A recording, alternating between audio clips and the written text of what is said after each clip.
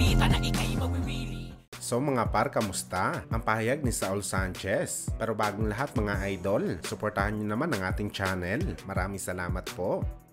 So matapos nga po ang sunod-sunod na pag-atake ni General Casimero na mga trash talk sa Japanese Monster na Naoya Inoue at kay Saul Sanchez, nagbigay naman po mga idol ng pahayag ang American fighter na si Sanchez at tila hindi siya nababahala sa naging banta ng dating Pinoy 3 Division World Champion. Ano niya mga idol? Abangan daw natin ang laban niya sa October 13 sa Japan.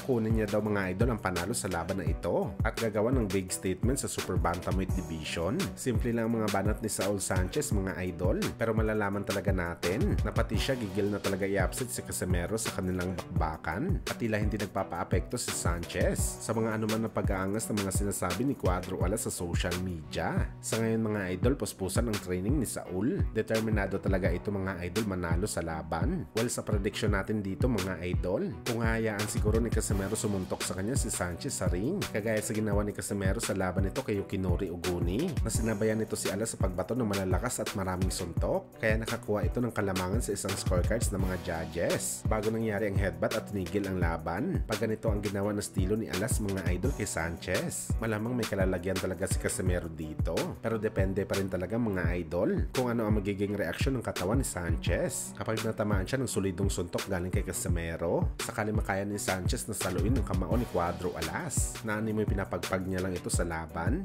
posible talaga manalo si Sanchez dito mga idol dahil marami talaga ito bumato ng suntok sa laban. Pero sakaling umalog naman ang tuhod dito sa mga patama ng Pinoy boxer, malamang mag-e-expect tayo mga idol na matulog si Sanchez sa ibabaw ng lona. At base sa pag-aaral natin mga idol sa galawan ni Sanchez, particular na sa huling dalawang nakalaban nito na si Arthur Villanueva at sa laban nito kay Jason Maloney, hindi po marunong makipaglaban si Saul Sanchez mga idol nang umaatras sa bakbakan. Madalang ito bumato ng suntok kapag sinusugod siya ng kalaban. Parang defense mode na lang palagi si Sanchez mga idol kapag siya ang sinusugod. Maski si Timothy Bradley mga idol napakomento sa laban nito kay Jason Maloney na si Sanchez daw ang klaseng fighter na one-dimensional talaga ang galawan. Yung pasugod lang talaga ang galawan nito sa ring at syempre dikdikin ng kalaban. Pero gayon pa man mga idol, abangan na lang natin na mangyayari sa laban nito kay Casimero. Dapat talaga maganda ang kondisyon dito ni Alas mga idol dahil kung hindi hihingalin talaga siya dito kay Sanchez.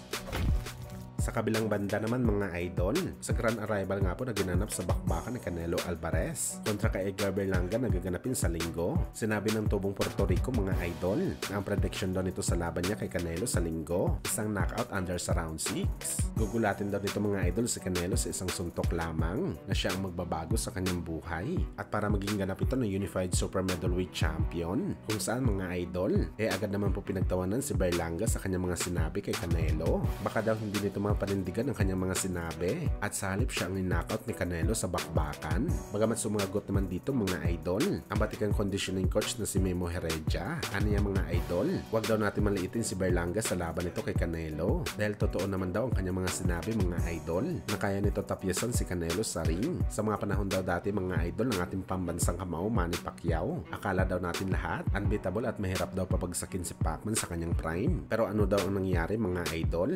Ginulat daw ni Marquez ang lahat sa isang suntok lamang at posible daw mga idol na magawa din daw ito ni Berlanga sa laban niya kay Canelo. Ang patulogin ito sa ibabaw ng lona kagaya sa nangyari kay Pacman 12 years ago na sa laban nito kay Marquez.